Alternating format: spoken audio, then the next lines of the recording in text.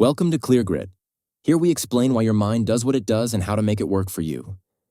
If you failed over and over, never reached your goals, and quietly started to believe, maybe I'm just not as smart as other people, I want you to watch this video till the end, because a lot of people who think they're stupid are actually burnt out, understimulated, or stuck in the wrong environment. Not low IQ. You weren't bad at school. You were bad at forcing your brain to care about things that didn't matter to you. And once you see these signs, you might realize you've been talking to yourself like an idiot, while your brain has been quietly showing you it's smarter than you think. Sign 1. You go blank on easy stuff, but crush complex things. You forget simple tasks. You blank on basic details. You mess up easy forms, deadlines, or instructions. So you tell yourself, I'm so stupid.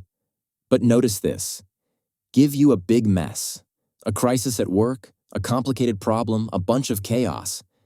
And suddenly your brain wakes up. You see connections. You solve things fast. You can improvise under pressure better than the organized people. That's not low intelligence. That's a hungry brain that gets bored by low-level tasks and lights up when something actually matters. Smarter brains often struggle with repetitive busy work tasks with no meaning, things that feel beneath their actual capacity. So you look dumb in school or corporate systems that reward perfect checklists, but throw you into something that needs real thinking, and you're 10 steps ahead. You're not stupid, you're under-challenged. Sign 2.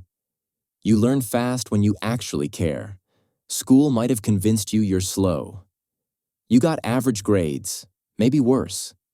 You struggled to memorize stuff you didn't care about.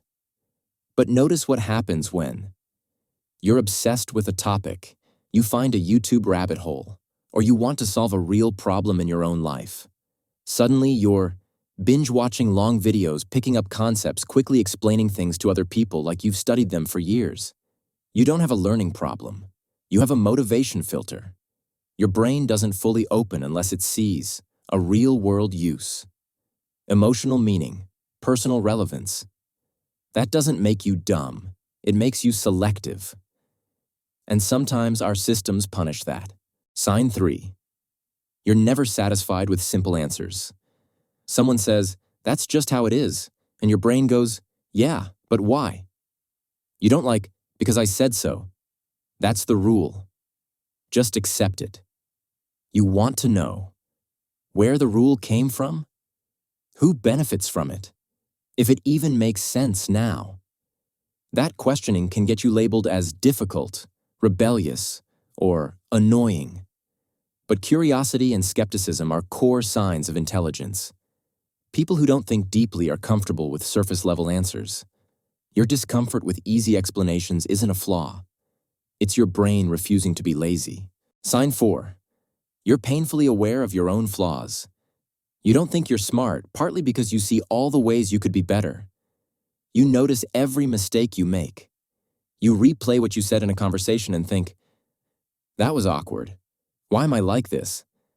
Meanwhile, people who actually aren't that sharp walk around weirdly confident, thinking they're geniuses for doing the bare minimum. Here's the twist. The ability to observe your own thinking, to question yourself, to see where you're weak, that's called metacognition, and it's actually linked to higher intelligence, not lower. Here's the bottom line. You might not have a degree. You might have bad grades, a rough school history, a job that doesn't show your real capacity. That does not mean you're stupid. You're probably much smarter than the story you've been telling yourself. The issue isn't your IQ, it's your environment and the systems that never taught you how your brain really works. If this hit you and you're ready to understand your psychology instead of just insulting yourself, stay with ClearGrit.